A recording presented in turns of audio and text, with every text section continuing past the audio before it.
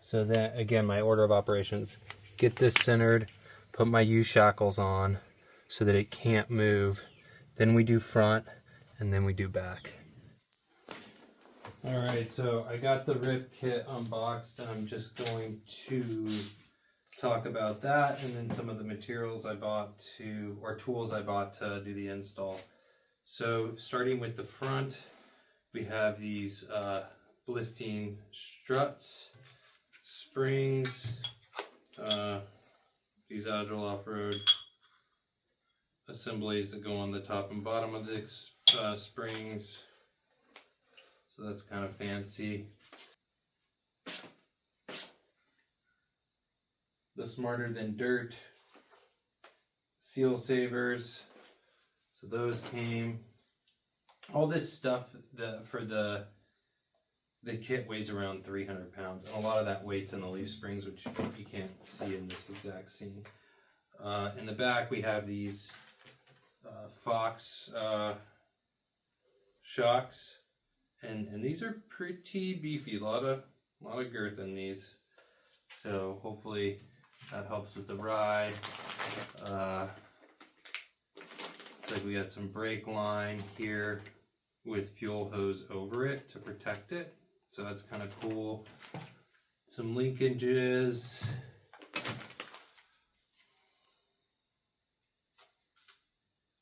This is, I think, Agile Offroad's equivalent of the Baja bracket with all the bolts and hardware you need to install it. Packaged right on there. Not 100% sure what this is. There's a lot of components that have QR codes to like individual to product pages, but not like a whole manual for this whole thing. So that's kind of odd. More doodads there. These are 4 big U-bolts for our suspension. And then what do we got? We got 4 of these spacers. So this will make, we think of the wheelbase will be just a little wider. We had 20 millimeters on either side. That's 40 millimeters, so about that much wider. And that should help with that side-to-side stability. And so we got new lug nuts, some red Loctite, and then our lug bolts, and then Loctite for those. I have a lot of tools already, and I'll put an Amazon link, hopefully like a spreadsheet with all the affiliate links to the tools I bought on Amazon for this job. But I have this torque key wrench set, which I'm not sure if I'll need. The idea was to tighten the tops of these down, and these are hex sockets, so they're not Torx sockets. So that might be a return. And then I got an impact driver set. The other like specialized tool in a Ryobi and impact driver. These are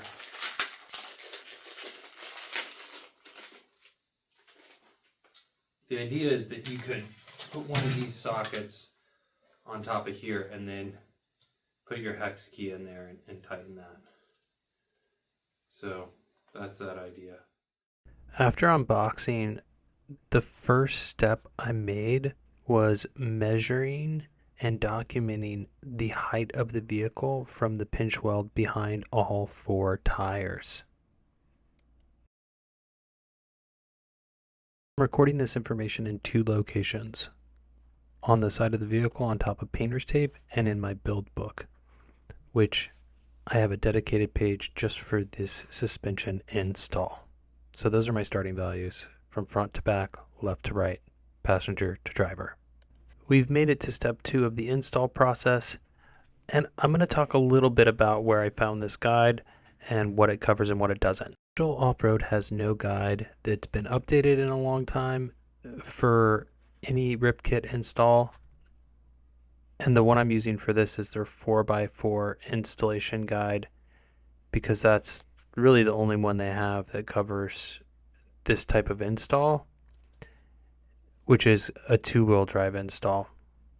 So we're going to do what makes sense in the guide and then use our intuition and knack for bolt-on installations to figure out the rest. So wherever we use the guide, I'll put screenshots from the guide on the screen, just like I did at the start of this talk where we saw us jacking up these tires. Now that we have the front wheels off and the front of the van lifted up off the ground, I'm going to use some water displacement number 40 to lubricate the components we are taking off ahead of their removal. And I'm going to do this on both sides of the vehicle. And for step 3, we're going to remove the floor mats to access the upper strut nuts. Didn't do a great job of filming this, but it's a very simple step relative to some of our other steps. And now it's time to get those 2 nuts off. So we're going to use a 24mm open wrench and then a 7mm socket, but we will buy some strut nuts and a 7mm L-shaped hex key off of Amazon. Ideally, you're purchasing these things before you start your job so that you have them available. You're not going to be able to find that 7mm hex angled L-shaped wrench at O'Reilly Auto Parts or Home Depot. You're going to have to get it off Amazon. But if you have a socket variety, you can at least get the components removed, the original struts, by doing what I'm doing here, which is just using a adjustable wrench and then that 7mm socket that's open on top. But for the install, when you're trying to get these things torque to specification, you're going to want the torque socket and that 7mm. Step 5, we're going to use a scribe to mark the edge of the strut where it meets the upright. Use this mark when reinstalling the strut assembly. It's going to help us preserve the alignment, even though we're going to take this thing to an alignment shop and get it realigned anyway. The front alignment on a Sprinter van is adjustable. The back is not. I bought my scribe on Amazon, and so should you. All right, so now I'm going to scribe here and here so that I can see where this assembly meets this assembly.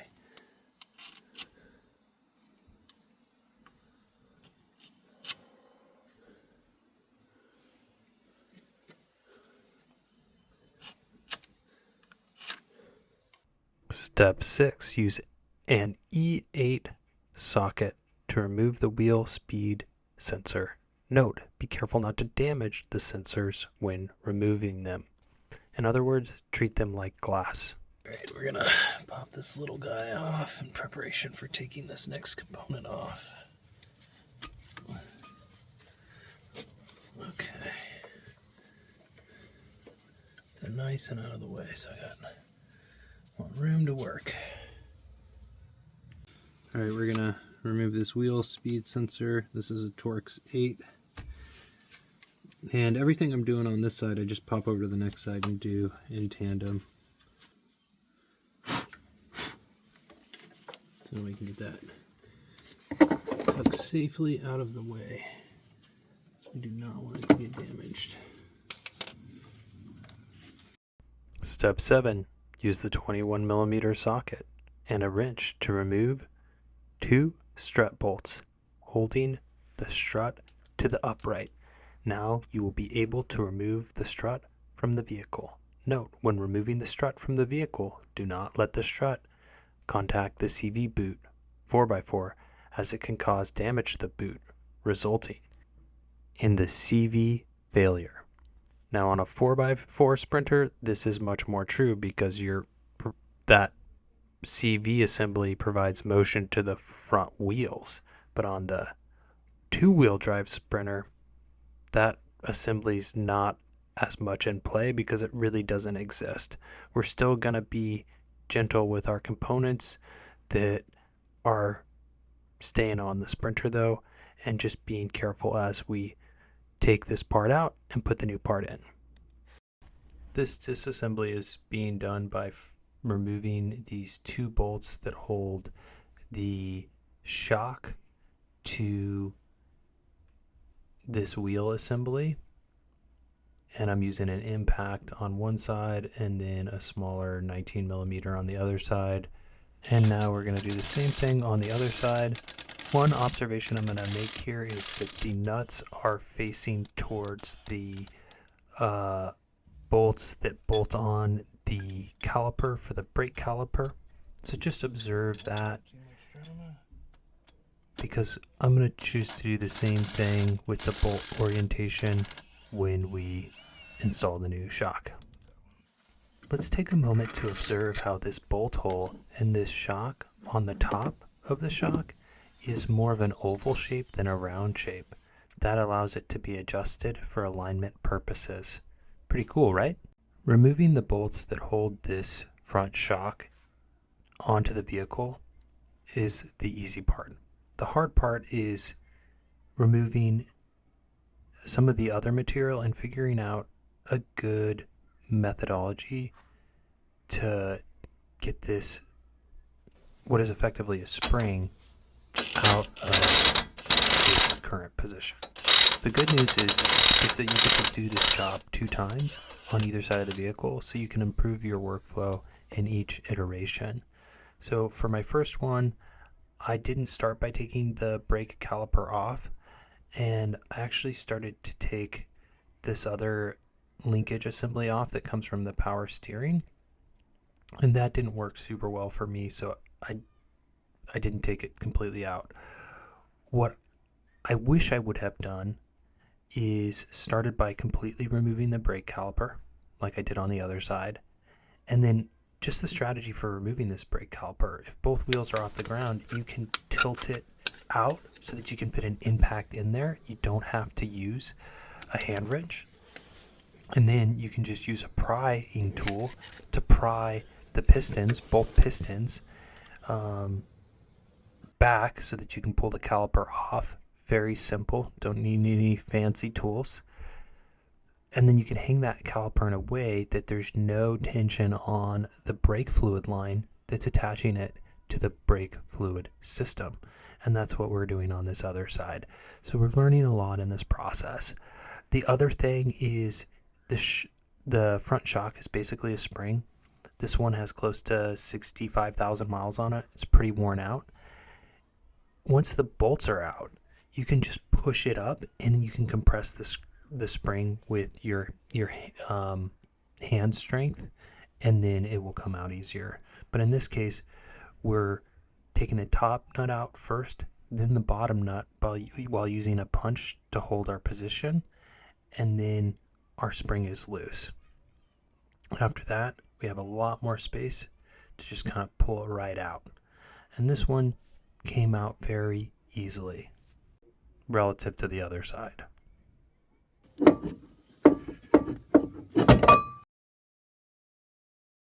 Now it is time to install our coils, but the first thing we need to do is put them together because they come disassembled. The coils are separate from the blisting shock. So we're going to put them together just like it's shown in this diagram, and we're going to use the materials they sent with the kit I have, which are slightly different than what is shown in this picture. So there's no washer between the components that you see in the right hand column. That little silver flat washer is missing. However, that tiny little ring they do all the annotation on, that is there, and that's going to be a pretty important step. So let's get to that in the assembly video right now. First things first, we are getting this component that has the 3 grooves in it installed, and then we're getting this metal wire completely fastened into the middle concavity all the way around it. So you want to visually inspect that, make sure it's in the middle, because it's going to hold this next piece in place. It's just going to kind of like click into that. So you want it in the middle, because that's going to be your middle mark for the way this spring is held on to this shock assembly. Okay, so once that is done, we get this top piece, and you can see a press fit bearing in it on one side. That side's going to go towards the top, and then there's an indentation groove for the bottom. I'm going to go ahead and put it on backwards for you so you can see the wrong way to do it, and then I'm going to take it off and flip it around, put it on the right way so you can see the right way to do it. Okay, that is the right way. Nice snug fit there, and we're ready for our next component.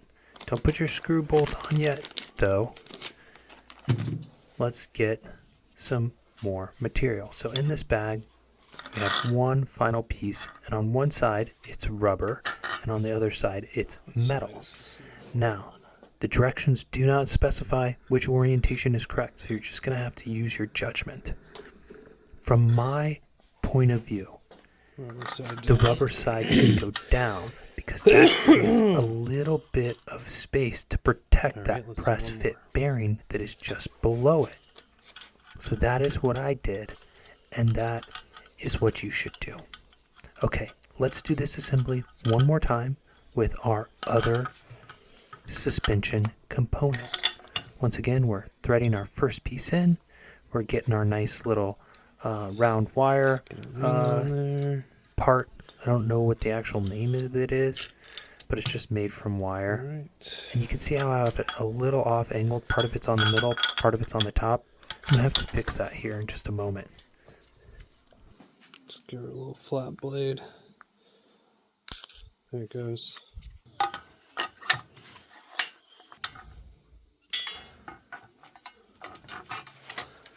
Put like over 100,000 amps through one of these things at around 12 volts, and it was wild.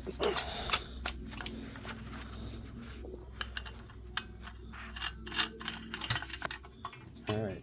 In an effort to make this component easier to install, I went ahead and I took a ratchet strap and I used it to compress the spring a bit on the first suspension component, and I just used a tape measure to measure the difference in size between the two components. The ratchet strap on one side of the spring didn't work out too well, it just bent it to one side, so I put some 1/2-inch webbing on one side and then the ratchet strap on the other, and that worked better to get me to where I wanted to go. For the other one, I ended up just using webbing on both sides and just your standard trucker's hitch. Okay, so here goes the first attempt at an install on the passenger front side of the vehicle. Let's talk for a moment here about strategy. So you want to make sure the vehicle is lifted high enough off the ground so that the wheel parts can be as low to the ground as possible. And then you want to make sure that if you're on a four-wheel drive vehicle, you're protecting the CV axle, but you do want to just make sure you're protecting any components that this component is not supposed to hit as you get it into place. Okay, let's go to the driver's side where we have the brake caliper removed, and you can see this thing fits right in there. So much easier. So the key was to go from the front side instead of the back side. Now let's get a couple bolts in. And my punch. So I'm putting a punch through the top holes because those are the biggest. They're oval shaped on the top, on the outside where the new component comes in, and then I'm just using a little lever to line up the holes on the bottom. I got an 8mm get my hex, bolt through, and you can use one of these hex wrenches if you don't have a nicer punch, but you should probably just buy a nicer punch before you do this job and make sure it's there at the start. Okay. All right, bottom bolt's in. Get our top bolt in next. Top is in. We are back at the RIP Kit installation manual, page 25, step 27. Lubricate the top threads of the strut assembly with anti-seize and install into the upper strut body mount. Align the struts onto the upright and use the factory strut bolts with red thread locking compound applied to install the lower strut mount. Line up the lower strut mount to the upright scribe. Mark left during strut removal. Use 21mm socket wrench to tighten strut assembly. Torque to 140 foot-pounds. So let's break that down a little bit. We want to use a thread glue that's red Loctite. Red Loctite's just as strong as blue Loctite, with the exception of the removal process, which requires heat to get the glue to lose its strength instead of just an impact wrench.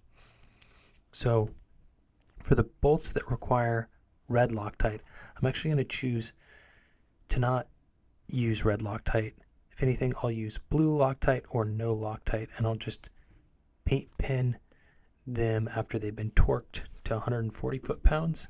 Note they didn't give us a torque specification for those specific bolts, so we're just going to go with a pretty high one that's high enough that they shouldn't come loose, but it's not high enough it's going to break them. The other thing that is confusing is the use for anti-seize for the bolt that is on the interior side of the vehicle, because that's not going to see any rust. Maybe they just wanted to lubricate it as it passed through, but that's a lubricant. And so when you torque at 140 foot-pounds with a lubricant, it's going to increase your torque. It's probably actually going to be closer to 160. So just think of like a factor of probably 10 to 15% tighter when you use an anti-seize or like a water displacement 40 on threads. It's the opposite of thread locker. So it's confusing. Why glue the nuts on the exterior but lubricate the nut surface on the interior? So I went ahead and lubricated the nut surface on the interior, but if I had it to do over, I wouldn't have done that with the anti-seize. I may actually have done the opposite and just used blue Loctite. The approach you should take for whether you glue or lubricate the threads that the nuts are going to go on your install is going to depend on what you think is best for your vehicle. If I was in a location that was in the Rust Belt, I would probably use more anti-seize and less Loctite. If I was in a location that was going to see a ton of vibration, not in the Rust Belt, I would probably use more Loctite. And I would only use red Loctite in situations where I never wanted to take the bolt off again. If they say to do it, I'm going to do it. We're going to... I mean, sometimes you go with your gut, and sometimes you install the specification. Did that backwards, that piece is going to go down.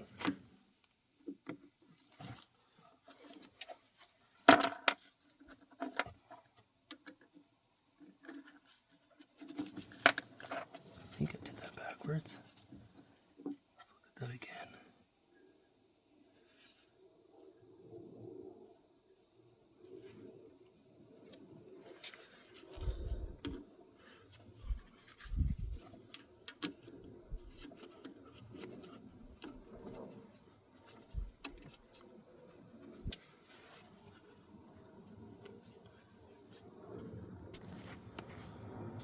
If you go back to the start of the video, you'll see that when I took this apart the first time, the rubber side was up. Put the rubber side down. And I don't know why it came that way. I don't know why it was done that way at the factory.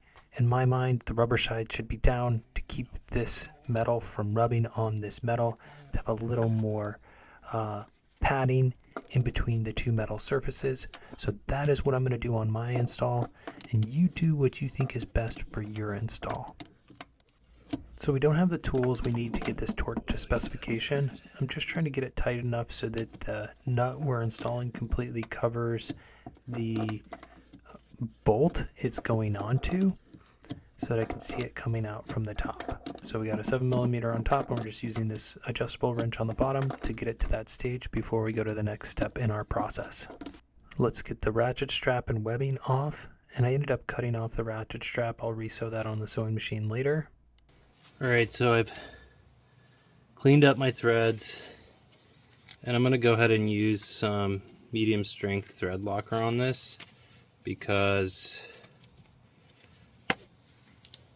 I think that's reasonable. And then we're going to tighten to a torque specification of 140 foot-pounds, because that sounds about right.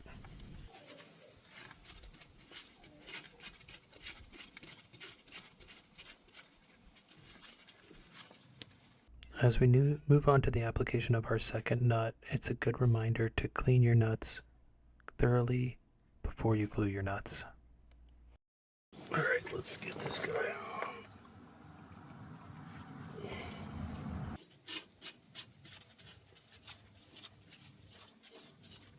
My alignment scribe. We want to get right back onto that if we can. The master mechanic at Only Vans has a pretty good approach for this, using one of these scissor jacks to hold this assembly in perfect position so that they can line up their bolt holes and hold the alignment screws exactly where they need to be. I just went ahead and pressed my foot against it and then eyeballed it and got it into place that way. So one foot is holding it in, and then each hand is holding on a different side of the bolt. So you can kind of see my Birkenstock in the frame there, but that's what I did because I hadn't watched that other YouTube tutorial enough times to know that that was a better approach. But it worked for me. You can see I'm getting it perfectly lined up, and there's more than one way to do this job. Okay, torqued. That's 140 there. Got one left to go. On the other side, I found it to be more efficient to use the impact on the non-nut side and then the torque on the nut side to get us tightened and then torqued efficiently. Okay, that's 140. Whew! Okay. It is now time to move to our other side. So we're starting by lubricating the strut nut first with the anti-seize before we pass it through the hole. And we've just used flat webbing, half-inch flat webbing on either side of the spring to tension it down with just a loop and trucker stitches. And I'm actually using a bottle jack, no, that's a floor jack, to kind of push this assembly up through its hole. And that didn't work on my first go around.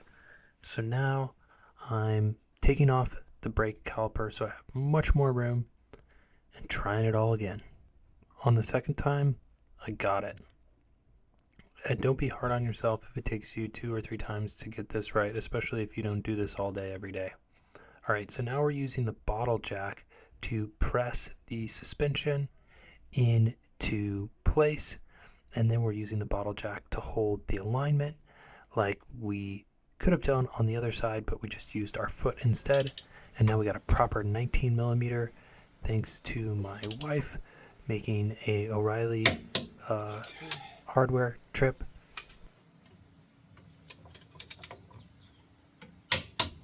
Right. I should not have taken this nut off, but I did. So we're putting it back on with the impact, and then we're going to tighten it to 140 with the torque wrench, just like we've tightened all the other things to 140. So in this case, we have this open socket and then a 6 millimeter angled, maybe it's a 7 millimeter angled hex nut on the jack bar we have from the bottleneck jack, and we're just trying to get this thing to 140 foot-pounds, but we never actually got it quite there. I think it's going to be plenty tight enough, and that's going to be good enough for me. All right, quick update on this linkage bolt. We can see there are 2, 4, 5 threads above the top of the bolt. So instead of spinning until we get to 140 foot-pounds of torque, we're just going to share and compare. So this same bolt on the other side, and we can see 3 3 solid rows. So the other one's tighter, and that's good enough for a cowboy. Alright, so the directions never told us to take the brake calipers off, and so they're not going to tell us to put those back on. We're going to have to do that on our own, and that's okay. Just going to get those torqued into place at our favorite torque value of about 140 foot-pounds, and we'll do that on both sides. Notice how you can get the impact in there if you turn that rotor out and just create more space, and then you can get the torque wrench in there and have more space to do that job as well. It is now time to clean brake hub surface and remove rust with wire wheel before installing studs and wheel spacers as outlined in the manual. You can do this by hand, or you can just use a nice drill attachment like I have here. Link to that in the description below from my Amazon affiliate page. Make sure you're using a respirator. You don't want any of this stuff in your lungs. And now we are rust free and clean as a whistle. Next, I'm going to use a paint pen to write the year and mileage the vehicle has on it when these springs go in, or this suspension component. And then I'm going to cover that up with this neoprene dust off cover. And we'll put these on both sides. They're not mentioned in the manual, but they did come with the kit, and I think they'll be good to have and use as part of this install process.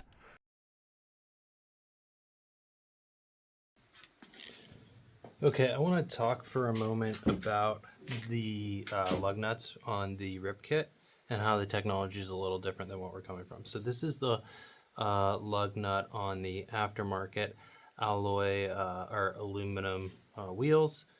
They're, I guess they call them alloy. They're not steel, and it's a bolt, right? And it bolts through the rim and then onto the metal part of the wheel.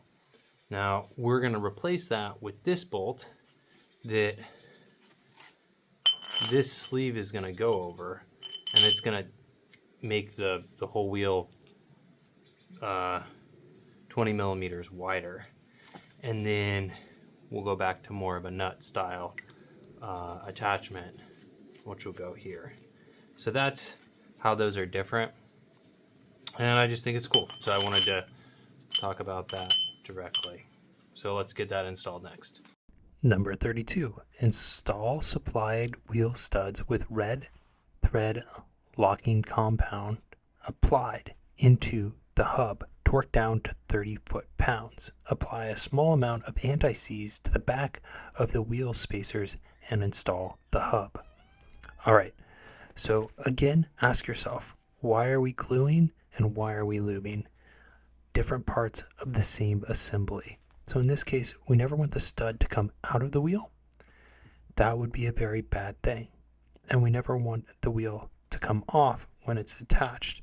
But we do need to get it off when we do service and maintenance on it. So you do you, and you can kind of watch how I do things. It's going to be pretty close to how they do things. All right, so I want to talk about Loctite for a moment. And if you know this, I apologize for the review. This is the red Loctite or thread locker. We don't know who made it or where it comes from that came with the kit. This is red Loctite from Loctite, part number 27100, and it's in liquid form. And this is red Loctite, part number 511535, in like more of a stick form. So the difference between red and blue Loctite is red Loctite, this glue will only come off if you put heat on it. And this is a part that could see some heat, right? It's also a pretty important thing, right? This is what holds the wheel onto the automobile. So if these lugs, these bolts aren't on correctly, or if they come loose while you're driving, you're gonna have a bad time. So for that reason, I'm just gonna use the brand of Loctite. And then you probably noticed I've been using the blue Loctite for everything else. So this blue Loctite will come off with just like torque, like on a impact or even just a wrench. You can wrench it off, but just vibration shouldn't take it off. Loctite is pretty cool. It doesn't dry in atmosphere, it dries in outside of atmosphere. So it's got to be in an atmosphere free, an oxygen free environment to dry. And that's what's going on at the chemistry level. So now we're just going to glue and hand insert each one of our 8 bolts so that they are ready for torquing. And when we torque them, we're going to do it in a way so that we don't miss a single one. In preparation for this job, I watched a shop make a video. The shop's name's Agile Offroad, about how to do this next part of the job. And I noticed that in their video, they didn't actually torque all of these bolts down. One was not torqued at all. And then I noticed that someone else noticed what I noticed and wrote a comment about it. Only Vans writes, only 5 of the 6 wheel studs were torqued. I triple checked, no cut scene, just skipped and moved on to anti-seize. I also like the torque specs listed on the secondary shock bracket, and then the dude just runs the air impact on them. No torquing at all. Oh, and then the red Loctite on the already locking nuts on the strut bolts to really give the next guy a good time doing camber adjustment during wheel alignment. So let me just break that down for you. If you red Loctite those components and then you go and get your alignment done, they're just going to loosen those up, and it's just going to make the job harder for that next person doing the job. So again, think about what you do and why you do it when it comes to gluing threads and lubing threads and torquing nuts onto bolts to any specification. So you can use a hex wrench placed into the rotor through the caliper to hold that caliper from moving while you tighten these bolts to specification.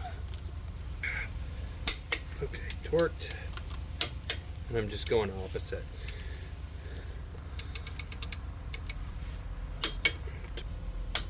Torqued. Torqued. Torqued. So hang your wheel spacer up on your new studs, just like a painting. Get your anti-seize and do a little bit of Bob Ross. Channel the artist in you. You do not want this component to stick if you ever need to get it off. So paint those happy trees. A little bit goes a long way, and a lot goes even further. Alright, let's get this all buttoned up. Next, we're going to reattach the wheel speed sensor, just like they show in this manual. It's quite a simple process, but you want to be gentle with this component. You do not want it to break. It's expensive, just like everything from Mercedes. You'll also note the paint pin marks we have on the 2 bolts we put on the strut so we can inspect those visually and just make sure they haven't moved over time. And if they have, we can work that problem. This sensor wire has 2 locations where it clips on its way to its final resting place. I've gone ahead and cleaned up this wire so it's nice and clean, and now I'm going to get it clipped in before I bolt it back into place. So just going gentle and thorough throughout the whole process. And then we'll do our other connector on the back side of the assembly. Get that clipped in like a Lego. And now it's time to reinsert the probe and then tighten it down with its screw. I'm not using any torque specification here. I'm just going for snug, using my knack for tightening bolts. Okay, let's go do the same thing on the other side. One thing I like to do in the Loctite process is lay out all the bolts on a shop cloth and then Loctite them all at the exact same time. So that's what I'm doing here with my next set of lug bolts. And now we're going to pop them in Torqued. like that and then torque our way to perfection.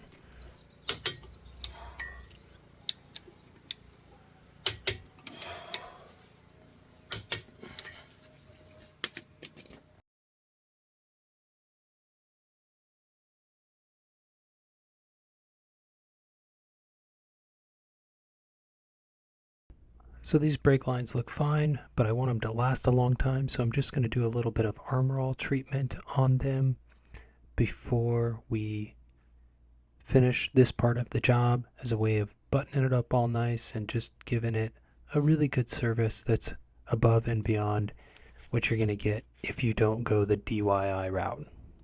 Now it's time to put our tires back on with our new lug nuts and the new lug nut adapter, which holds it's cradled by a 21 millimeter impact socket.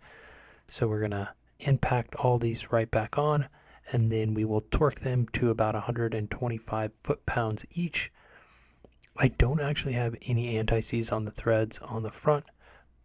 I'll probably use a little bit when I put the wheels back on the back, but only in the portion of the threads that the wheel's covering. I don't feel like I need to lubricate these threads at all because they're fine for where we live. We're not in a Rust Belt environment, and they're not going to see a lot of rain in the dry season that is California's Mediterranean climate. You might think Ryobi makes cheap tools, and if you're looking at the price point, you would be right, but this Ryobi Impact does just fine, and the price was right.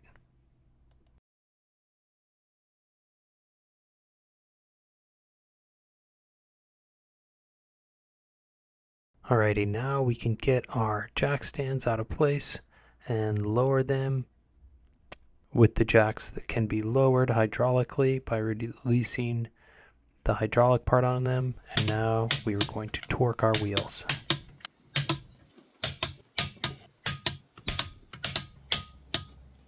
I wanted the wheels and the weight of the automobile on these springs before I tighten up the strut shaft nut completely. So that is what I did, and now it's time to go back to the manual, which says to use a floor jack to push it through the shaft completely through the upper strut body mount. Tap the upper strut body mount from the inside of the vehicle to get the strut shaft through the mount hole. Install the upper strut washer and nut with red thread locking compound applied and tighten to 100 foot-pounds of torque.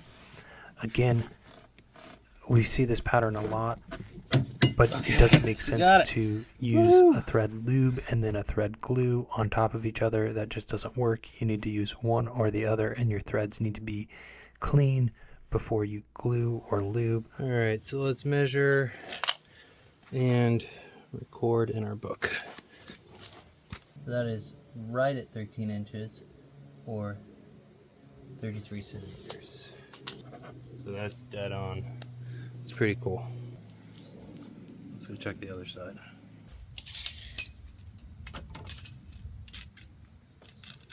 32.4 centimeters, which is up from 27.4.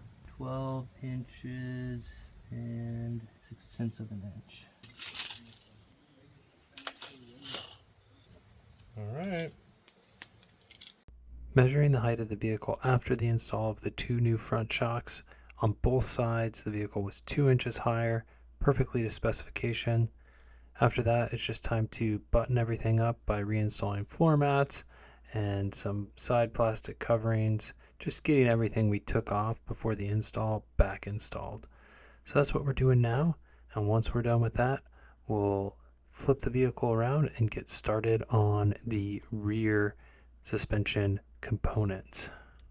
Before we do that, I just want to let folks know that any of the tools you need to do this job that you don't already have can be found on Amazon, and if you click on the affiliate link in the description below, you can get to a page where it shows all the tools I use to do this job that I didn't buy from Agile Offroad specifically.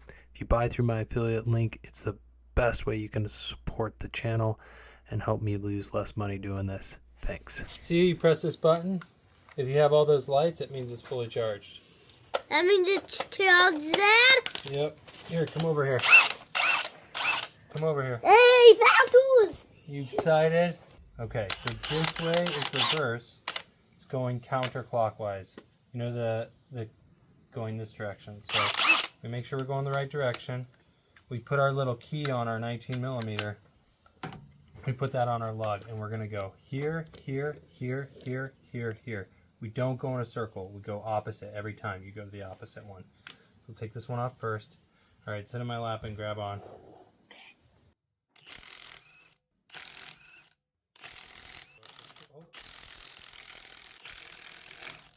And here's our wheel. Now, with this wheel, we're gonna set it right under here in this corner. And that way, if the jack stands fall down and we're under there, we don't get squashed like a bug. We'll just get squashed to the sides of the wheel. Right, because we could be down here and be okay. All right, check our direction. We're going counterclockwise.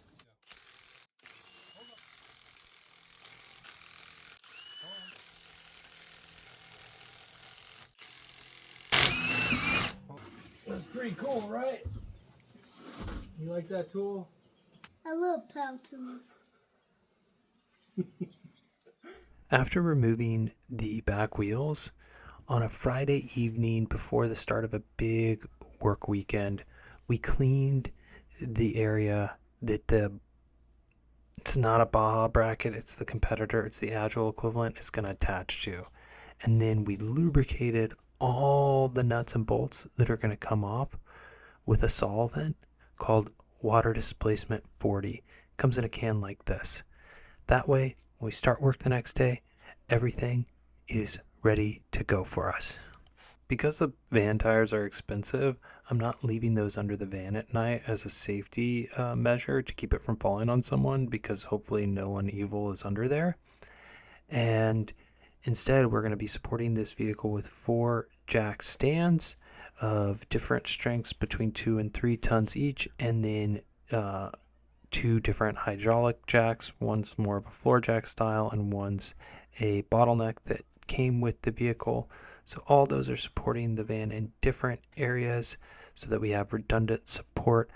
And in theory, none of these will fail, but if 1 or 2 failed, we would have several layers of redundancy. So I feel good about that, and we will see you in the morning. All right, it is another weekend on the job, and the next day in the driveway. Let's get started. The first nuts to come off in the disassembly process are the ones holding the rear brake line assemblies to the rear axle.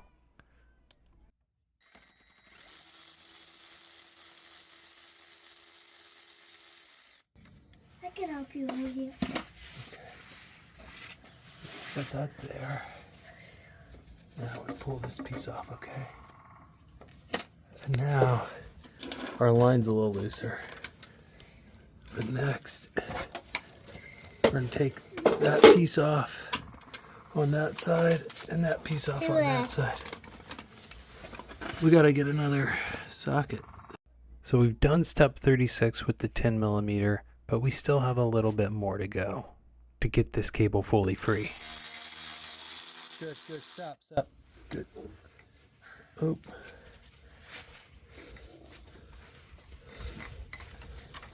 Okay. Where is it, River? This thing. Okay. Where are you going to put it? Here. Okay. Think that's a good spot for it? Yeah. Okay.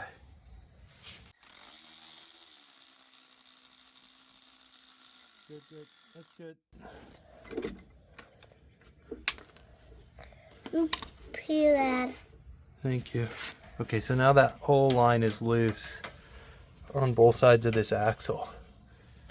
And this is the brake line for the parking brake on both sides.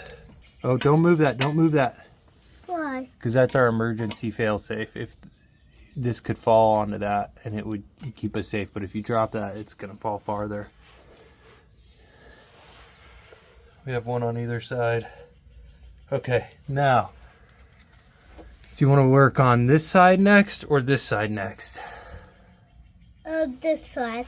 Okay, so what we're going to do is we're going to take this shock off. We're going to take these, loosen these bolts, We're gonna loosen those bolts, and then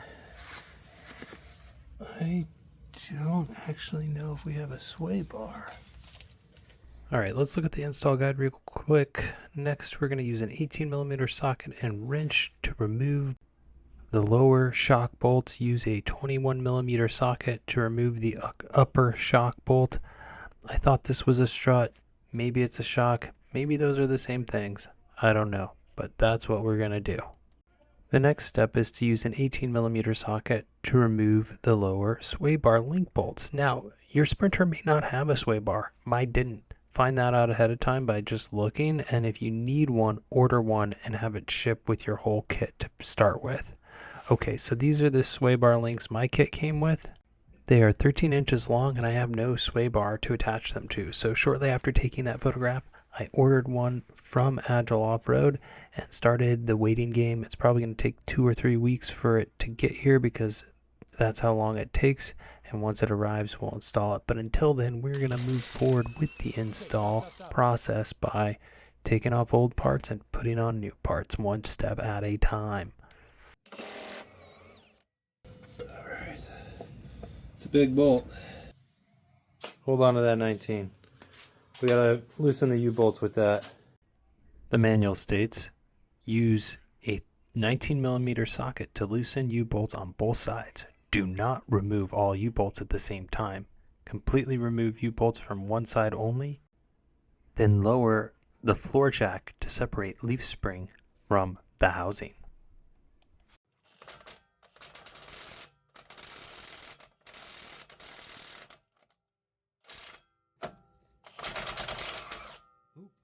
Can I help you with With this one, I want you to just watch, because if we take these bolts all the way off, it could get a little dangerous. So we're loosening them, but we're not taking them all the way off. A U-bolt may look like 2 bolts, but it's just 1 bolt in the shape of a U. So when you're tightening it or loosening it, you want to do that from both sides proportionally, especially if you got a large load on that, and you want to make sure that large load is supported. In this case, I'm using jack stands to support that large load. Next, we're going to use an 18mm socket wrench to loosen and remove the bolts from both ends of the rear leaf spring. And then we're going to remove the rear leaf spring, just like it says on step 40 of the installation guide. Then on this side, let's see if this side's going to get on there the way we want it to. Oh yeah, that should work.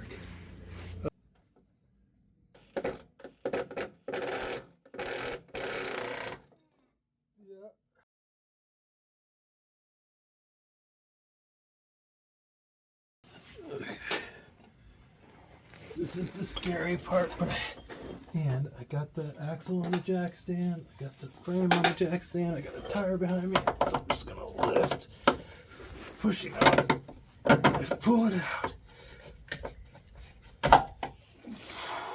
Okay, that's the bolt for that end.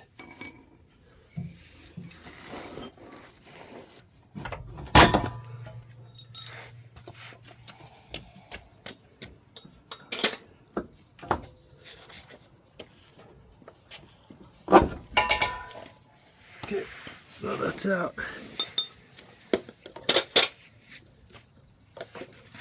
After removing the nuts and bolts from the front and the back of the leaf springs, now we'll pull the nuts off the U-bolts one at a time and then pry those bolts right out of their holes.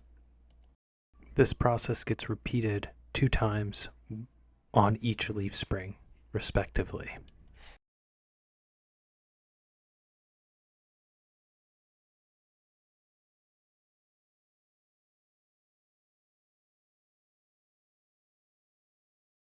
we know all mechanics die? How How do they die? That's a good question. When what?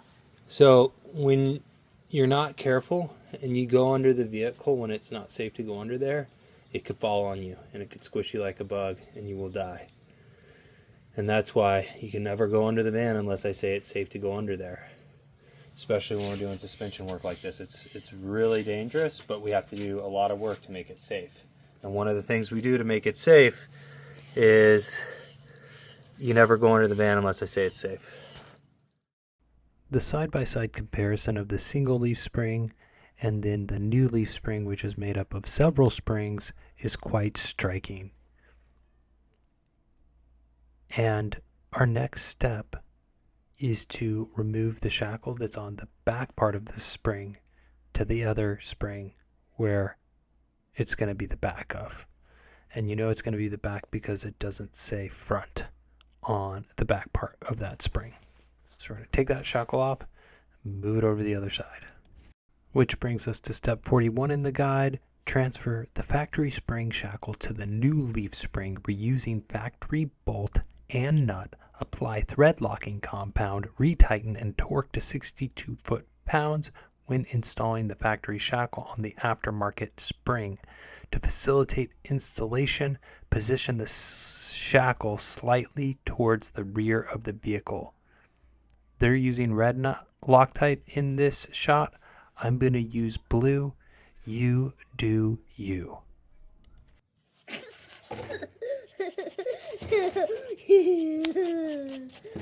All right, before I got my Loctite on there, I realized that these threads are pretty rusty, so that's not good. Want to clean those off with our wire brush, get that rusting surface a little less rusty so that the thread glue can stick. And then we're going to go ahead and use some red Loctite because I don't think this bolt's ever going to come off again. And if it does, I guess we'll just find a way to heat it up and loosen that thread glue. I'm going to take some red Loctite. This is a glue stick for bolts, remember? Yeah. We're going to put some glue in these threads.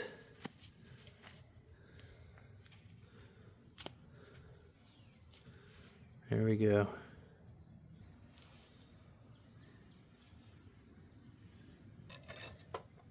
All right, go ahead. Should I go? Yep.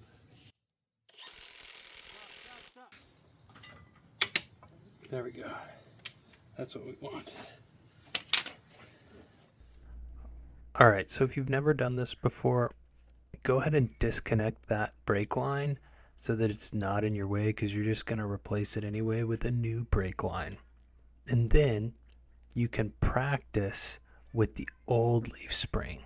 You can practice your lift, and you're going to do this with someone who lifts weights and is excited to help you and is the brains behind the operation and really just a good mechanic overall. I saw someone do this themselves, and that was crazy. This leaf spring's like 100 pounds, and you got to lift it in all the wrong body positions. So it's really hard to protect your back while lifting. The good thing is you're going to get to do this at least 2 times in your build. And so whatever you do wrong on the first one, you can improve that in the second one. In this case, we just didn't know which side we would be good on respectively, but we made sure we had some good protective boots. Steel toe would have been more ideal, but nothing quite like the Alaskan tennis shoe. And then we had some bricks, or plastic bricks, to support the spring as we guided it into place. With the power of editing, we can make this longer, stressful process much faster.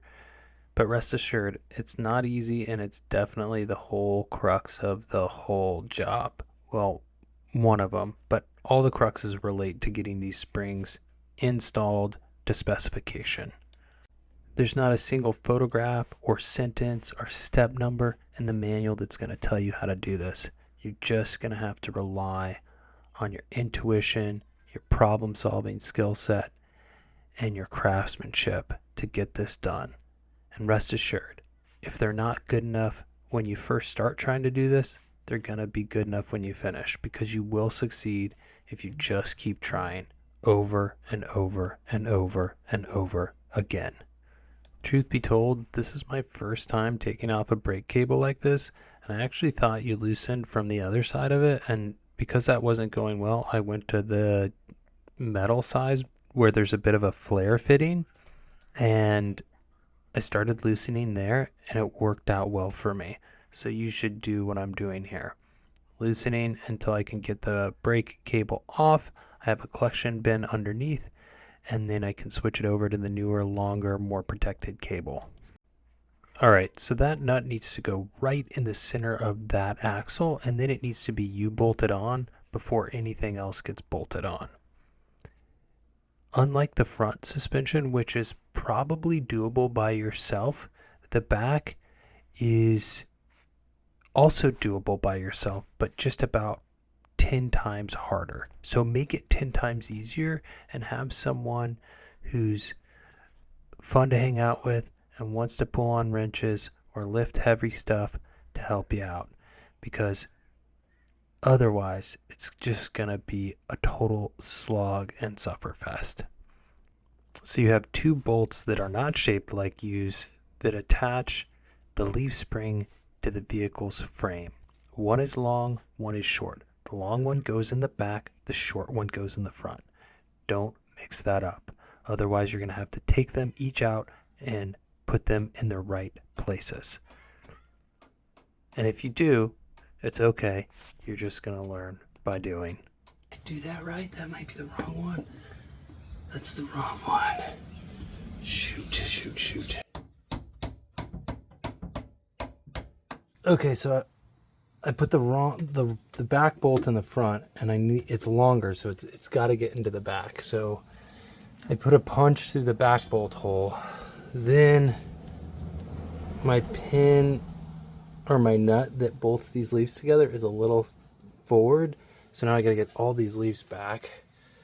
It's I'm just a mess right now. And then I got to get this bolt back out. So yeah, I'm struggling. One way or another, you got to get your head around the proper order of operations for this leaf spring install. Again, it is not in the manual. I took a guess and check approach and just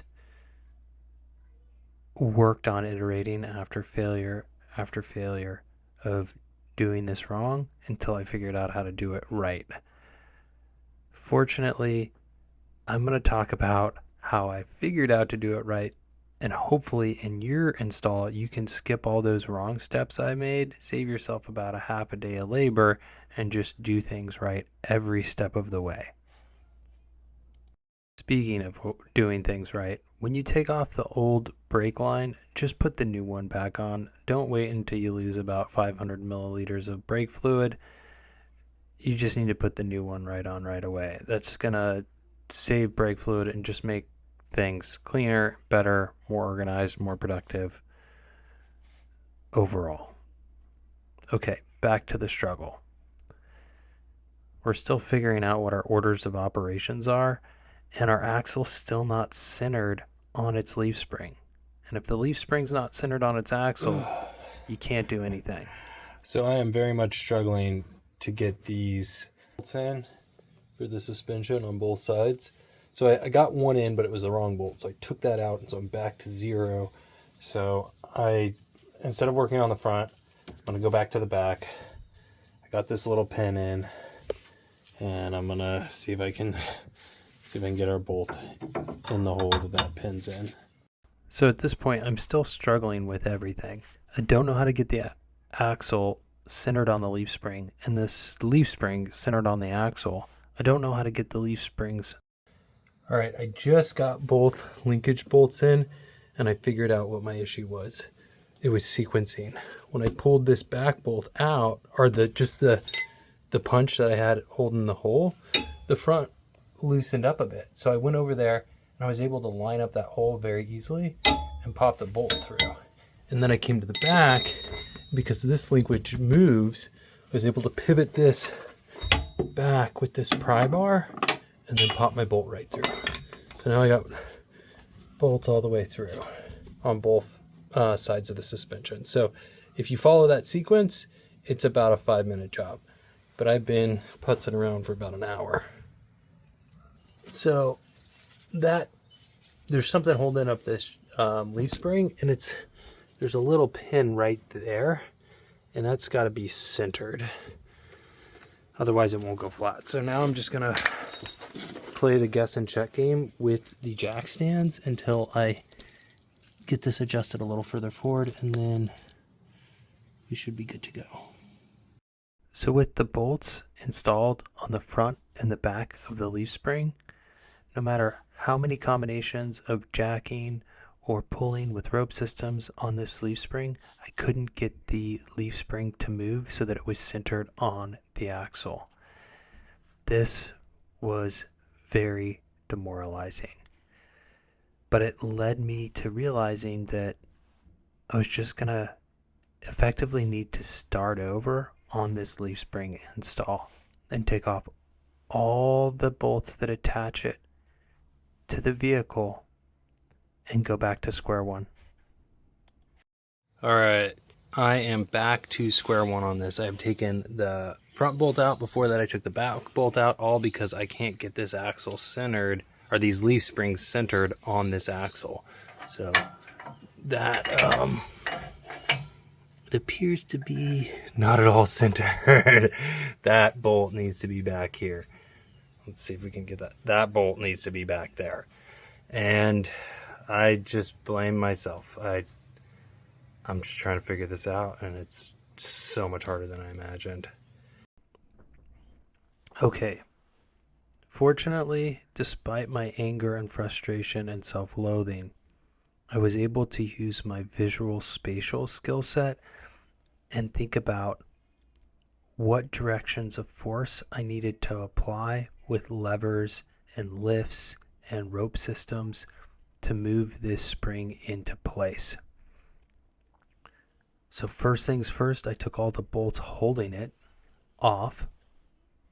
The U-bolts are still on, but the nuts are very, very loose, so it should slide freely on the axle. And then with that floor jack that has wheels on it, I can slide the axle forward and back on the wheels that are on that floor jack. So now everything should be free to move.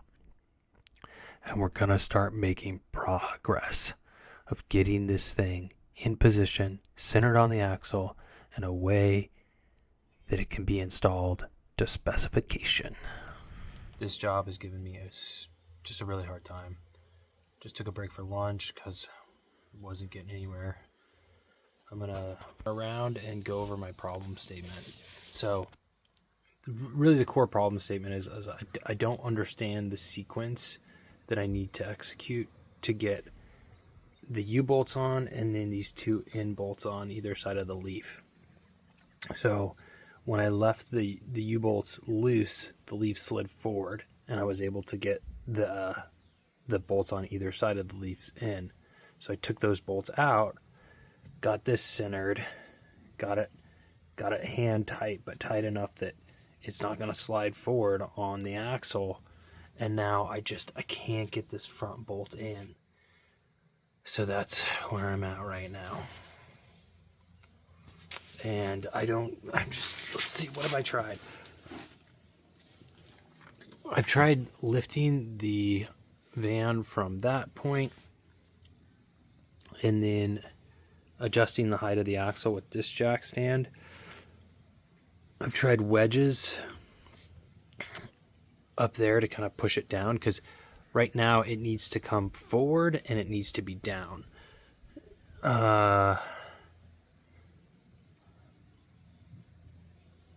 So, and then I have two of these like style punches just kind of threading the hole right now. But if I take one out, I still don't get enough leverage to get the bolt through. And then I've been trying to use this to line things up. It's one of those things where most of the time I'm just by myself on this job. And I think it would be easier with a second set of hands. As I was marinating on my problem statement, I realized that I could apply some forward force to this axle with a ratchet strap that I lubricated ahead of time with some water displacement 40, after which I attached that to the spring and to the frame, and then I pulled it until my hole was forward enough, and then I could adjust the height of the spring hole with a bottle jack, and after that I got my bolt in finally. And that was the recipe I repeated for the back shackle or the back spring where there is a little shackle you can attach a ratchet strap to. And in this case, we pulled it back, then we lifted it up with the jack, and ultimately we got our bolt in. All right, let's revisit the installation guide. Now, step 42, which is my favorite number, isn't relevant anymore because you're going to be taking this component off and then putting a brand new longer one on. So do that before the spring goes on, and that will make it much easier to get this leaf spring placed in its full and final resting place. Step 43, install the factory bolts on both ends. Spring bolts and nut should be left hand tight. So yes, you are going to do that, but this says nothing about sequencing. So step 43, not that helpful. Step 44, seat the leaf spring on the rear housing without the factory lift block, making sure the center pin is through the hole on the spring seat. Install the U-bolt saddle and add new U-bolts with nuts. Lubricate threads with anti-seize compound. Do not tighten them yet.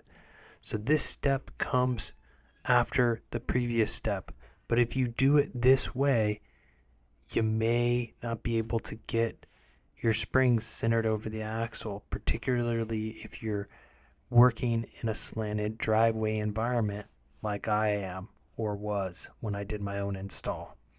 And then it just says to repeat these steps on the other side of the vehicle. You're going to get to see me do that. Okay, so I want to talk a little bit about this hole right here.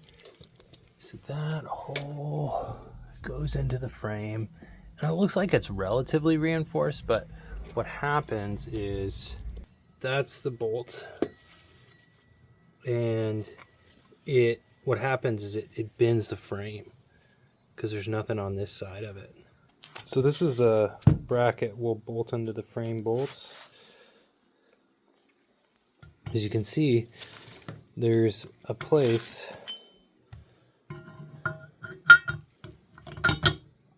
on the other side to hold the shock. So when it's bolted through there, let's look at this. Take the shock out.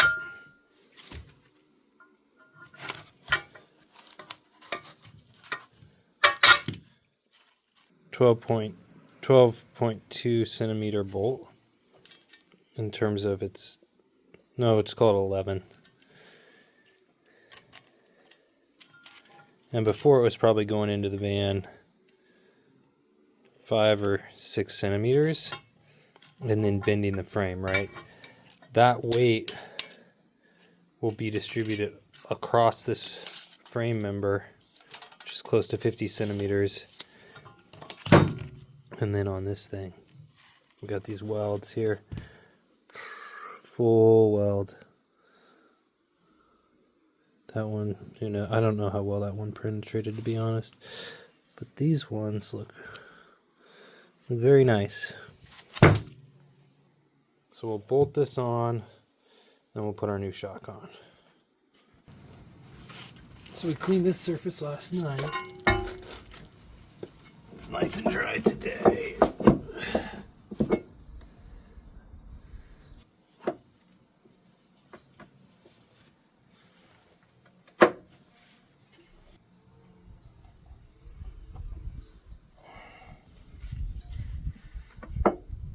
that's gonna be nice.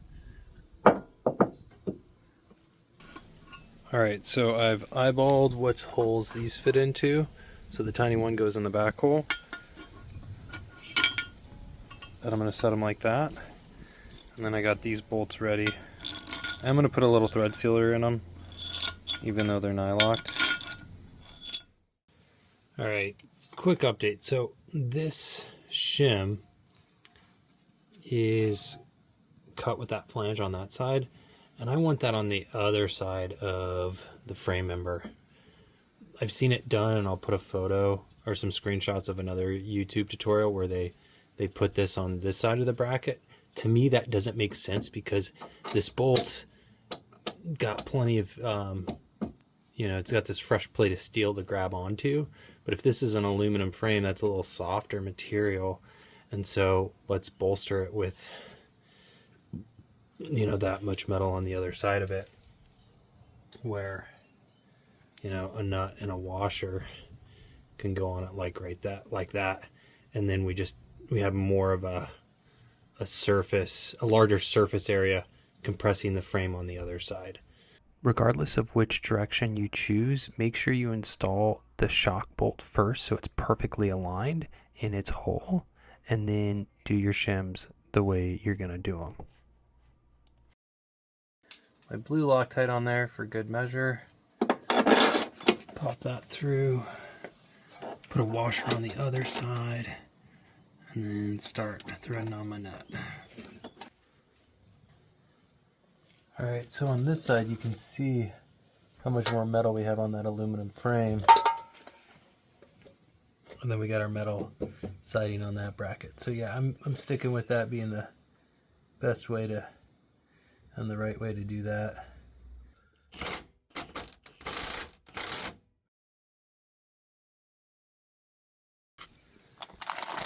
This is our next piece, so that will hold the suspension component at the bottom and then just be reinforced by this bracket, which looks pretty good. Those welds look nice. Even like welded little. This component comes with its own QR code guide. Can't be found on Agile Offroad's website, but it can be found with the QR code. The general concept is it doubles the strength of the lower shock mount on the rear of a Sprinter van. Feel free to pause at this spot by pressing the space bar if you want to read these things in detail. I'm going to skip them because we've done most of this stuff already. Alright, this next page we got some meat and potatoes, so I'm going to go into these. You're going to install the AO double shear bracket as shown above the driver's side, shown above. Line up the holes of the AO bracket with the holes of the axle shock bracket. Install the supplied 8mm bolt sleeve and hardware to the upper bracket holes and use the location to reattach the parking brake cable bracket, making sure the bracket tab indexes with tab hole. Torque the 8mm bolt to 20 to 24 foot-pounds. Install the supplied 12mm bolt sleeve and hardware to the rear lower bracket holes. Torque the 12mm bolt to 72 to 74 foot-pounds. And then our last segment of this page of the guide, page 4, it says reinstall sway bar saddle bracket using the factory hardware. Use red Loctite and torque to 30 to 36 foot-pounds. Use the supplied 10mm socket cap bolts, washers, and nylon nuts to reinstall the factory bump stock extension. Torque to 34 to 36 pounds. That's only going to be relevant if your factory bump stock is on the axle and not the frame. And make sure you got a sway bar. If you don't, you should buy one. So this Sprinter did not come with a sway bar. Don't know why. Okay, so that's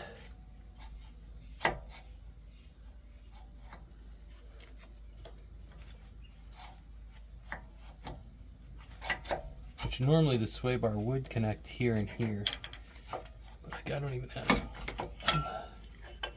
Oh, there are holes for a sway bar. They're just not.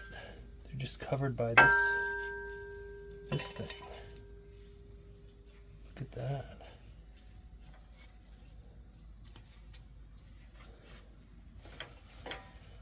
So I guess I'm gonna have to buy a sway bar and install that, and I'll just have a video separate from this one probably that just has that.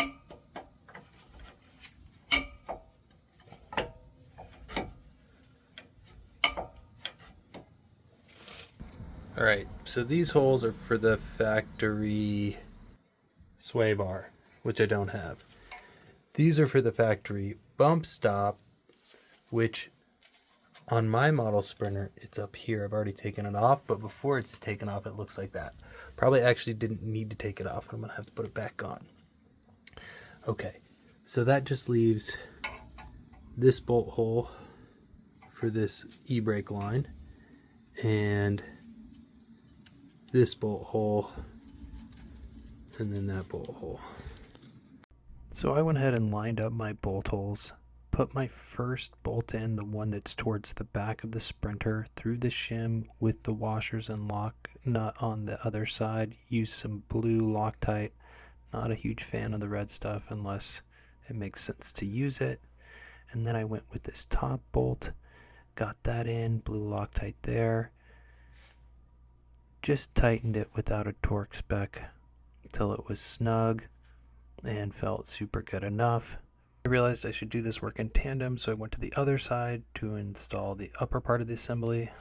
It was at this point in the process that I realized I should use the old stock bolt because it has 11 centimeters of penetration instead of 10 centimeters of penetration, which the new stock bolt has, and we're losing penetration in general because we're pulling this bolt out further because of the bracket it's going into.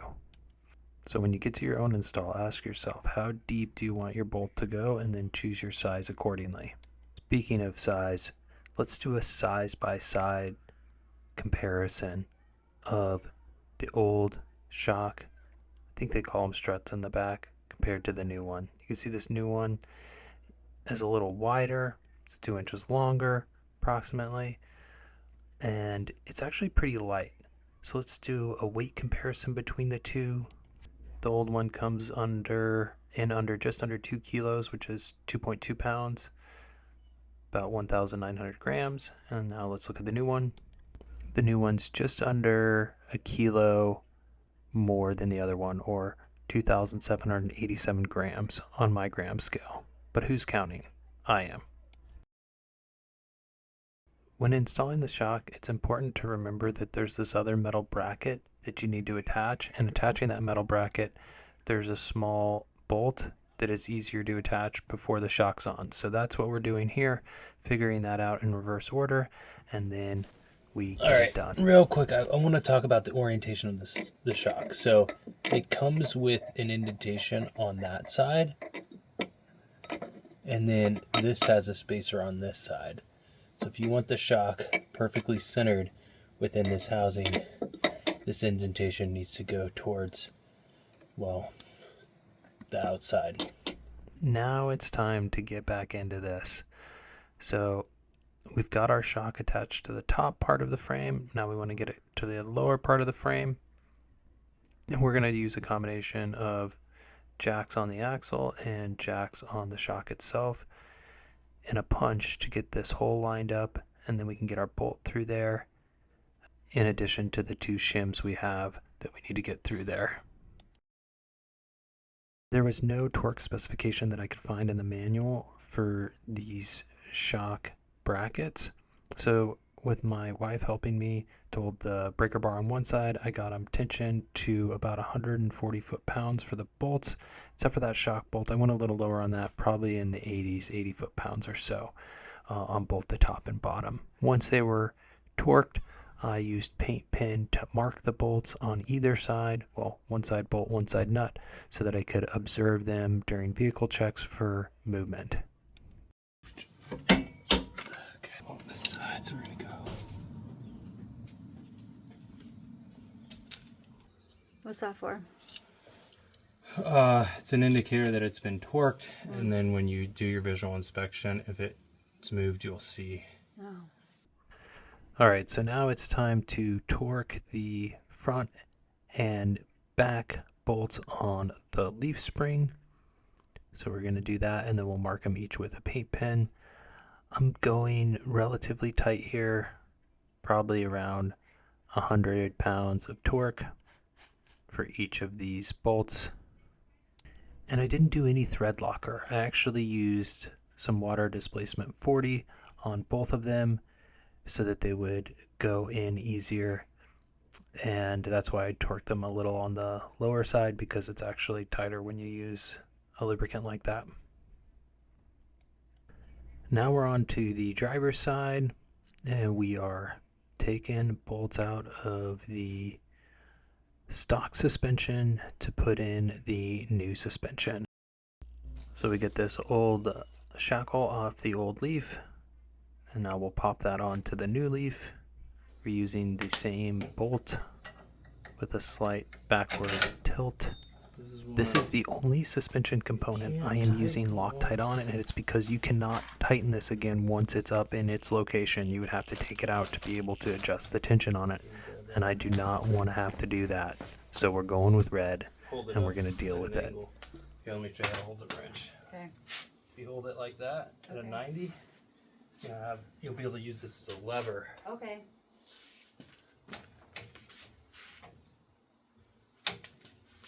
Does that make sense? What do we have? Okay. A little more cleaning of this frame member so that the whole surface is clean was in order before this install. I forgot to do that on the other side. So we're going to get it done now. And then we will switch this brake cable out. Always easier the second time around.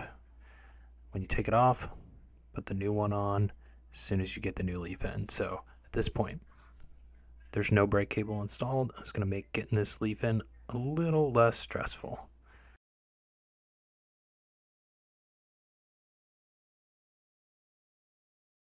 So the crux of this, in terms of order of operations, is we got to get this pin, which is the middle mark of this leaf spring assembly, right over the center of this axle. And the other side of this bolt head's right under there.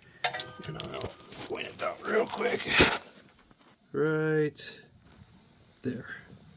That's got to be in the center. If that's not in the center, you're going to have a bad time. So what we're going to do, just to help make that super crystal clear, is we've used a paint pen to paint the center on that. And then we'll use a straight edge to paint the center on this one. So then, again, my order of operations: get this centered, put my U-shackles on so that it can't move. Then we do front, and then we do back. The reason we do front next is because there's no additional shackle on that to help it move. The back one has a shackle on it that will help it move. The other disadvantage we have with this install is this driveway's tilted a little bit, so gravity's pulling these springs down this hill. That's another reason why we gotta put our U-shackles in first. But I would recommend that order of operations for any install. So now we're kind of studying it. We got it clicked into place. It's perfectly center. Now we're gonna get these U-shackles on. So the instructions recommend anti-seize. If I lived in a salty road area, I would do that. But we live in the Bay Area, and so I'm just gonna use a solvent, which is water displacement 40. And that'll displace the water while those threads get, bolt holes are a little dirty. Allow those threads to have some lubrication on them when they pass through these holes. Oh, gotta put our saddle back into. Where's the saddle? Here it is.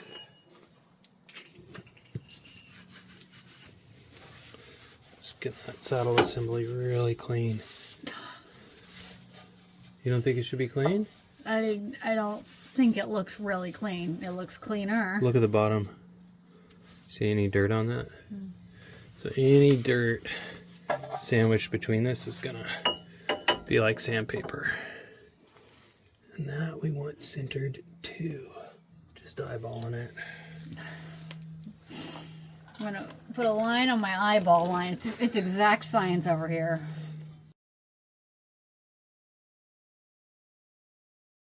Pinch. Okay. All right, now I'm going to put my nuts on both sides of the U-shackle on both U-shackles, and I'm going to count the thread count on the bottom part where the threads penetrate through the nut towards the ground. And I'm going for about 6 threads on each U-bolt on each side, each perfectly balanced. That way this thing is not tight, but it's snug. It's not going to move while I put the forward bolt in and then the back bolt in. If the leaf spring moves on top of the axle, you're going to have a bad time. And now it's time to get our new brake line in. You can see that fuel line assembly on there. So we're just threading this T-nut in. Well, it's more like a flare nut, but we're getting it going using 5/8, I believe, but it might be 7/8. I'm not sure. It's actually not metric though. So just pull out wrenches until you find one that fits. Get that thing snug so that it's not leaking, but don't over tighten it and strip it. Now you can see that beautiful brake line and lots of space over that leaf spring. We can also see the misalignment of the front leaf spring and the bolt holes for that where it goes into the frame. The leaf spring needs to come back and it needs to go up a little bit to be in alignment. So that's what we're going to work on next, using our ratchet strap method for pulling it back and our jack on wheels under the axle for giving it a spot to roll on. All right, just to talk through what I just did, we have this jack, this floor jack that's on wheels. That's the only thing holding this whole side of the axle. We have a jack stand on the other side holding that side of the axle. And this thing's got wheels. Then we use this 40-pound rock bar, placed it right here on this leaf and then right here on this body panel, and I was able to pry this leaf and roll the axle back to get my holes in alignment. Now we got to try and get our bolt through. Punch, kind of holding the hole on that side. I'm going to try and get a hex wrench in on that side, and we'll see if this will be good enough. This is really important. Your shorty goes in the front, your long bolt goes in the back. Short, front. Additionally, I'm going to use the water displacement 40 on these threads, and I'm not going to put any thread locker on them. I'll just paint pin the tension, and then I'll inspect them when I'm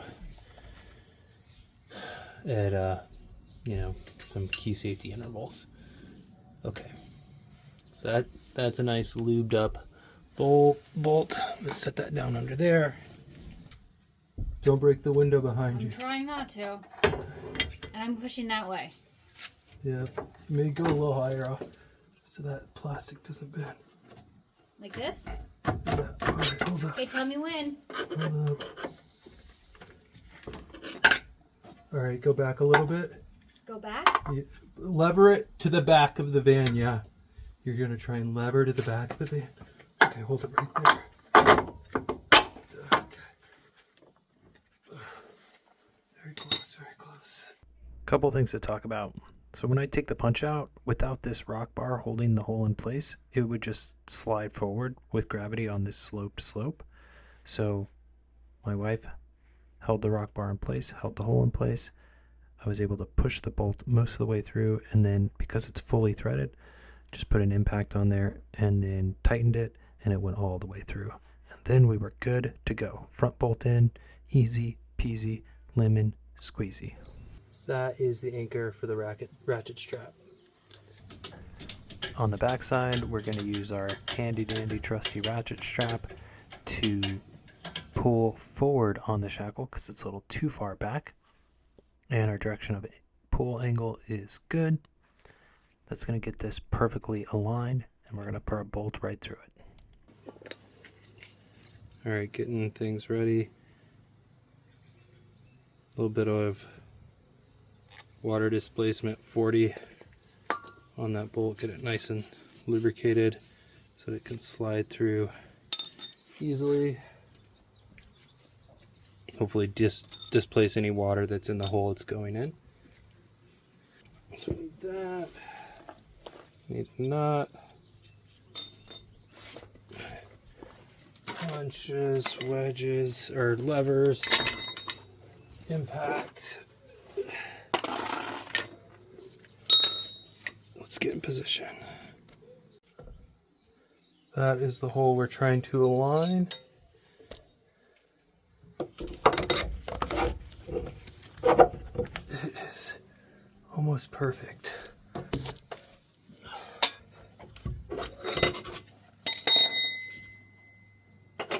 Oh my gosh. All right, let's break tension on the ratchet strap.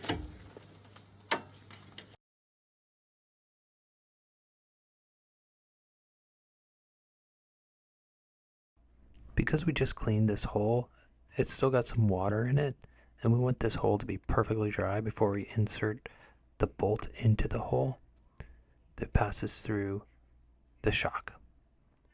So we're going to use some air that's compressed in a compressed chamber and an air gun to quickly dry this hole out. Alright, so when they painted the protective liner on this, they got like a smudge here, and then what happened up there? Either way, we're going to get some truck bed liner paint on this before we put our bracket on. And these are the little details that you can do when you're DIY, and it's not going to happen at the shop. You're a flat rate mechanic, you're just not going to do this. On the other side, there's a location where I scraped off this protective paint layer, and so I'm just going to reprotect it with the truck bed liner so that it's protected from rust and the elements again. Okay, we got our parts laid out for our install, and I'm just going to talk through our procedure here in terms of order of operations. So first we're going to use our stock bolt. They provide a new one, but it's not as long, which makes no sense to me. We're going to put that through, and that's going to hold this. That way our core bolt, which is for the new strut, that's the old one, will be in alignment. Then this shim will pop that through the back side. This guy will go on the front side, and that way when you pop this bolt through and tension it, it doesn't put any compression on the aluminum frame of your Sprinter. So that's a pretty cool design feature. I've seen a mistake in another install where these were pushed through on this side, and that doesn't make any sense to me. I think it's better to go that way. So that's what we're going to do. Pop those in from the back side. In terms of our bolts, we'll bolt from the outside towards the inside. We're going to do blue Loctite on these because while I do think this is permanent, I don't think we need to heat these up if we want to take them off again in the future. There we go. And that's that. So let's get this started. No, those are going to go on the shock, because the shock, we want to cover that entire bushing. And on the other one, you can see it doesn't cover the whole bushing. So that's going to give good coverage for the bushing on the new shock. Actually, I think when I say shock, I mean strut. All right, got to do another take on this because I missed this piece. So there's this thing, not 100% sure what it does, but I do know it's easier to put it on when you get started. Just gonna pop that in there like that.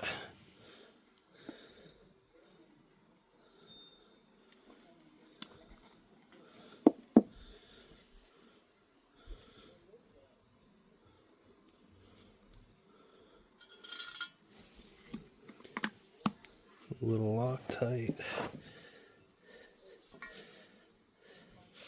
Just gonna fill this better without a glove on.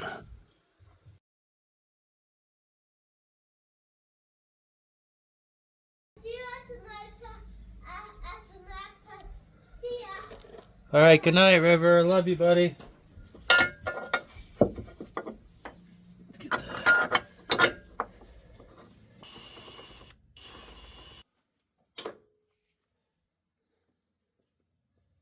These bolts are the same. So we got one washer, one spacer. Why don't we start with the front because we got a bit of a gap there.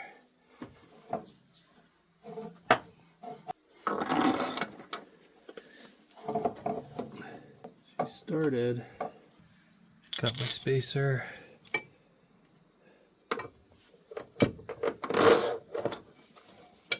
Washer. I don't know why that's not going easier there. Oop. It's like it starts, but it doesn't. Then it stops.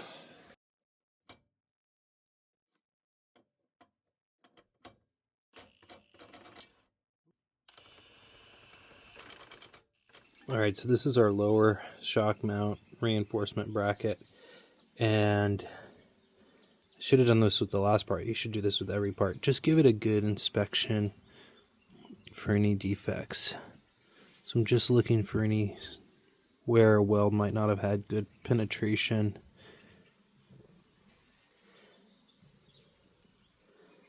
So those welds look nice. All right, I'm gonna lay out my components. So I'm not gonna be using these because they go there into like a rubber bumper, and mine's on the top of my frame, which you'll see in a bit. All right, let's talk through our assembly. First things first though, I'm just gonna blue Loctite these threads since we're here.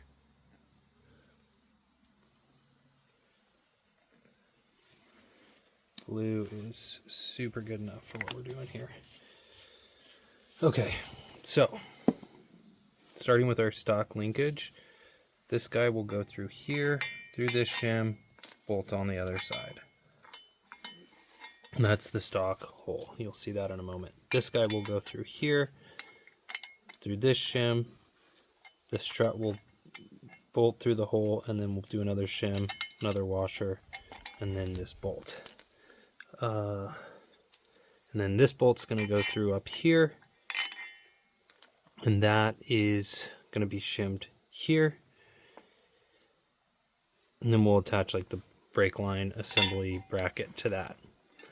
The back of these are for the sway bar holes. I don't have a sway bar. I ordered one today, so when we get that, we'll bolt that on. All right, let's get under the van and do this. So there's a little rubber pad there. I'm gonna leave that, but I'll just poke some holes in it. I can feel those. There we go. Up higher than I thought. All right, now we can hang this on.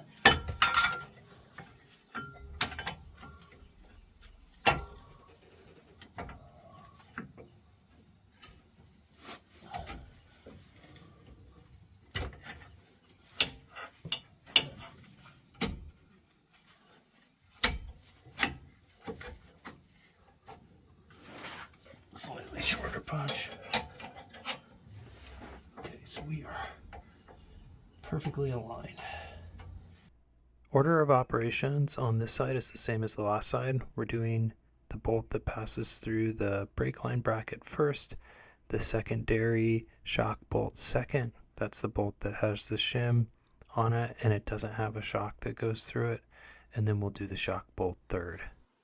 I want to give a quick demonstration on what's left in terms of spring on the old strut. So just gonna lightly press this down.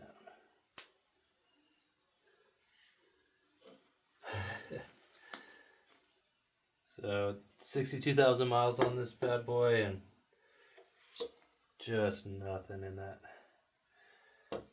Boom. You're not like your springs to spring like that. This is the new one. I'm not gonna Well, maybe I will try to compress it. Oh boy. So it's already compressed, but I can't compress it with just my body weight like that at all. A little side by side. Bad strut. Let's go get this in. Our bolt is ready. We've prepared it for insertion with just a few drops of water displacement 40 so that it has some lubrication but not too much lubrication with this solvent, not doing any thread glue, red or blue. In terms of my orientation, I have the indentation that's on the top of the shock's hole that the bolt passes through facing the outside of the vehicle, and the smooth side facing the inside, just like we did on the other side. And now I'm just going to work it into place.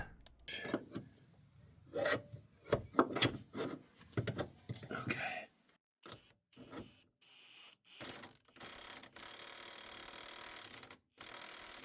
After pre-tensioning the bottom, we are ready to go to the top. And I just said that in reverse, so that's okay. Put your punch through, get the floor jack up so we can get it perfectly aligned. Then we can get our bolt in with our shims on either side, just like you can see there. Gorgeous. Now we're tensioned.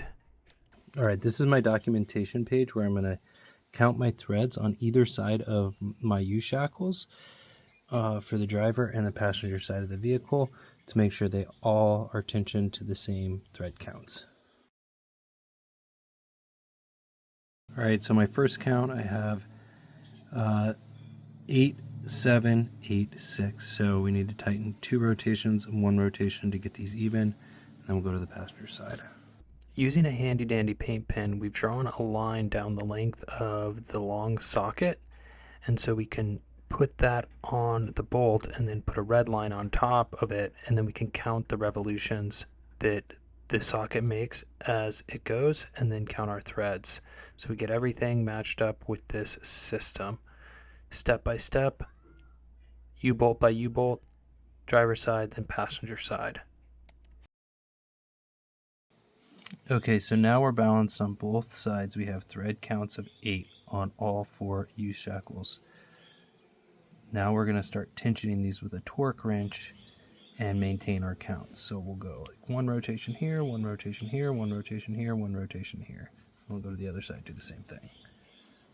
So at this point in the process, I have the torque wrench set to about 100 foot-pounds, so I have an idea of how much tension I'm getting on each of these bolts.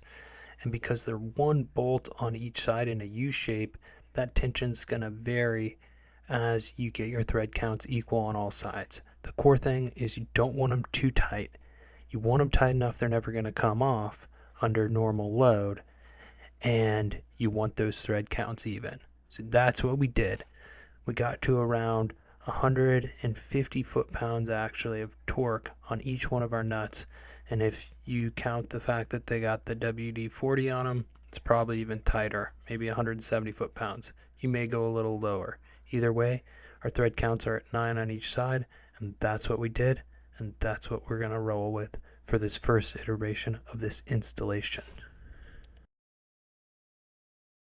All right, I had to adjust the torque wrench for the driver's side, but everything's on the 9th thread back here too, and our foot-pounds are between 75 and 150, maybe even a little more on some of these than 150, but I feel like the system's nice and tight, ready to go to the next part of the process, and we will test drive this in the future and then count our threads again to make sure we're staying in specification. All right, so now I'm going to torque that. I set the torque wrench to around 75. Torqued, okay, right there. That's torqued, okay. Do you want to do the paint pen on that side? You know how? You draw a line on the bolt and on the truck. Yeah. All right. How are we feeling about this? This is feeling excessive. All right. You want to have good control over that, so don't break your It's wrist. going like Go. You got good contact? You got it on there? I don't know. Should I try? You don't know if you have good contact? I think so. I'm not sure. Well, I just can't, like, can you get under there, buddy? go any further. All right, why don't you try, Mom? Okay. Can you put your head down and scooch closer? There you go. There you go. Okay, get till you can hold the trigger. Can you hold it? I'm a little Let's try. scared. When do we know it's done? Is it tightening or loosening? I don't know. All right. Which way's clockwise, River? Mama, what's that? Which way's clockwise? Are we going clockwise or counterclockwise? It's clockwise. Clockwise.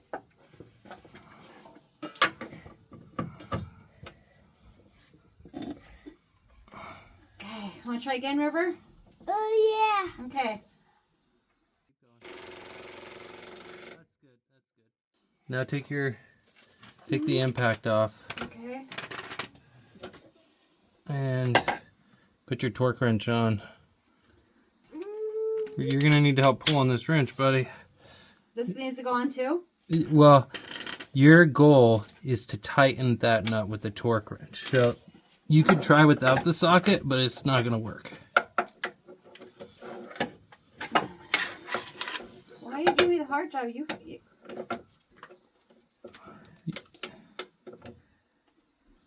River's there to help you. I wouldn't I say don't you. even know what I'm doing. You're tightening.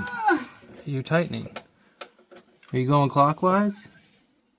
Yes. That's good. Good. That's done? No. You're doing good. You're going till you get a click. You okay? This is very hard.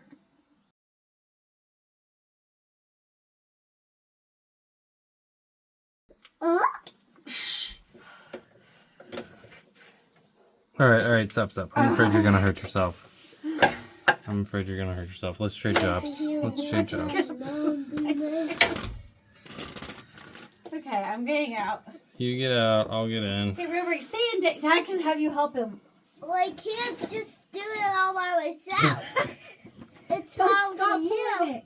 I can't do it Well, too. Dad knows how to help you help. I don't know what I'm doing. So difficult. Everything is so difficult about these things. There, just, Yeah, some people just have what they call a knack. how can I just And if you don't have the knack for it, when you're explaining it to someone, if you're hearing it from someone who has the knack do my for it, own really? someone who's been Just really whole time on the lap. Yeah. Okay. pulling on wrenches a time or two, it may sound like they're not being nice. It may sound like they're being condescending, but they just have the knack for it. Why did you hit me? Oh, let's hear that click. You were so close. I wasn't. You were so close. 70 more. That's torqued. Yeah, that's like 75 foot-pounds.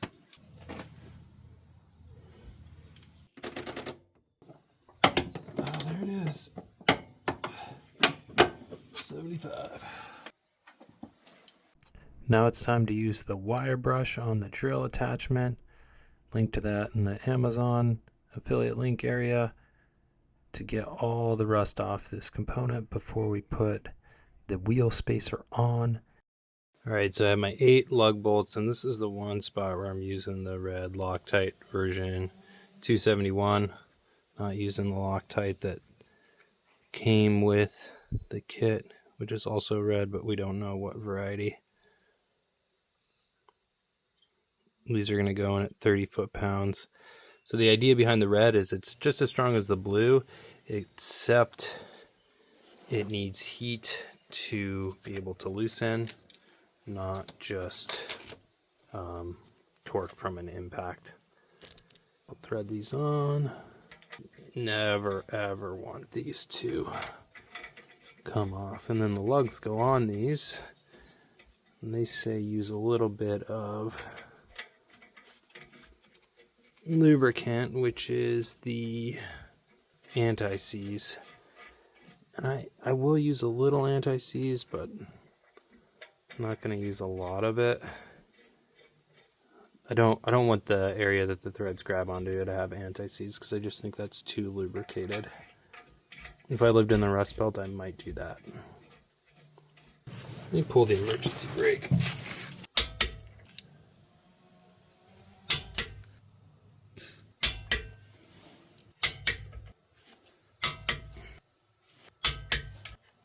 Okay, now for the copper anti-seize lubricant. So we just did glue, which is the opposite of a lubricant. Now we're going to lubricate. We got this plate here, and it's this surface. I'm going to have a good amount of lube on so that it can be removed in the future. Happy trees. Happy trees. Now I'm just going to dab a little bit on the threads to protect those in the 20 millimeters of space where the wheel spacer's at.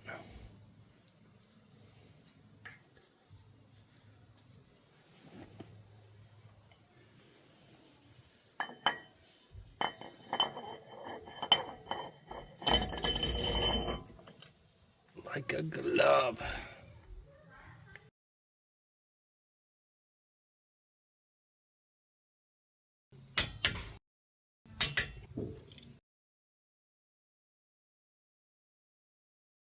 Make sure you get a smiley face. Alright. Alrighty, so we lost about 500 milliliters of brake fluid, and we need to get at least that much back in and go through a brake bleed procedure. So this is our bleed port. Trying to get this guy off. Gotcha. That looks a little rusty on the inside. Okay. So before we loosen this, I'm going to get the other stuff set up. Alright, so this is the kit that's going to go on the other side, and will pump air pressure through the braking system, and it will push the fluid through. Then on this bleed valve, we got a catch can, and I'm going to attach this, but first I'm going to loosen that bleed screw, and then I'll attach it. So the big things with brake fluid is you should probably be changing your fluid through the bleeding procedure more than you do. If you've never done it, it's probably time. And fluid goes bad when it's exposed to water or air for too long, because air has water in it. Okay. 7/16 for the win. Okay. It's going to be the threaded cap option. So I'm already at my midline, which means I'm way low on fluid. So we're going to be using this Mercedes-Benz brake fluid, which was like $35. It's a 4-dot plus. 1 liter. Okay. So I'm at 10 psi. I'm just going to let it sit there. Now let's go check the bleed valve. After running about 400 milliliters of fluid through the system, we retighten the bleed port and stop bleeding this side of the brake system. Alright, so I clipped the zip ties that were holding this comm wire that was nested down here. So get that out of my way. We're going to get this thing up again. Oh, there we go though. You can see my fluid starting to pass through. So I'm going to go start pumping from the other side. And now it's time to tighten this bleed screw and be one step closer to done with this process. Brake fluid is not something you want to leave on any components, so if any drops on any components, clean it off with a shop towel, and then just make sure you're wearing proper mechanic gloves. You don't want to get this fluid on your body anywhere. It's toxic. Phone battery died, so I was charging. I put this zip tie on, this zip tie on. I attached that factory bolt for that brake line, and then on the other side, kind of did the same thing but with an aftermarket bolt. Right, brake system. Brake system's pressurized at 11 psi. Fluid level's about half mast. So we're gonna start the engine and pump the brake. See if we could use the hydraulic system to get some brake pressure, and then we'll check our level and adjust accordingly. Level's fine. All right, I'm gonna pump some more. Anytime you work on a brake system, you need to be 100% sure that it's working to specification before you go and operate your vehicle. It is a critical safety system for any vehicle. And in our case, we're working on a slope. So what I do after I get this job done is I make sure I got good brake pressure, the brakes are engaging. Then when I go for a test drive, I have ramps in front of the wheels so it won't just roll down the slope. And then I put the van in reverse so it won't roll down the slope. And then I slowly disengage the parking brake so I can re-engage it and stop a roll. And then I remove the ramps. And once the ramps are removed, we shift into neutral. Then test the brakes slowly, make sure they're working. And then once we verify that the brakes are working, we go into drive. All the while we have our hand on the e-brake just in case. But then we're in drive and we know everything's working and we're good to go and we can just start driving. Now that we've finished that part, we're going to add a little more brake fluid so that our level is just above half mast in the brake fluid reservoir.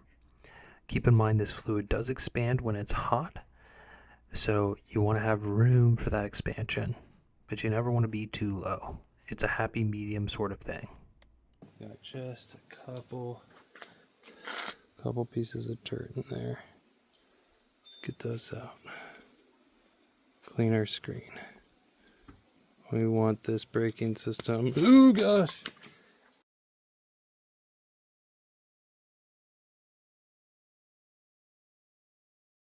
My original plan was to leave everything lifted in the back until the sway bar came and then install that, but it's the next weekend and we want to go surfing in Santa Cruz because that's what you do when it's firing. And that led to a perfect opportunity to test drive the Rocinante without a sway bar, but with this new kit to feel all the feelings. And let me tell you, I just got the back wheels on and the jack stands off, took my measurements. Right now we're sitting 4.5 inches higher on the 2-inch lift kit. So it's got some settling to do. Over here, we're 4 inches higher. This is the side the water tank's on. It's about half full.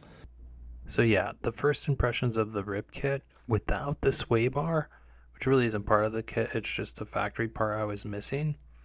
It's amazing. The low speed compression's better, the high speed compression's better. I'm not sure if it's the wheel spacers or just everything in between, but the van really does feel like it is glued to the highway in sort of like a magnetic sense. I do have some scraping back here on a fender where there's some mud creating just a fatter area, so I'm going to get that mud out of there and eliminate that. In any case, that is all I got for you today. Thank you for watching, and we will see you around.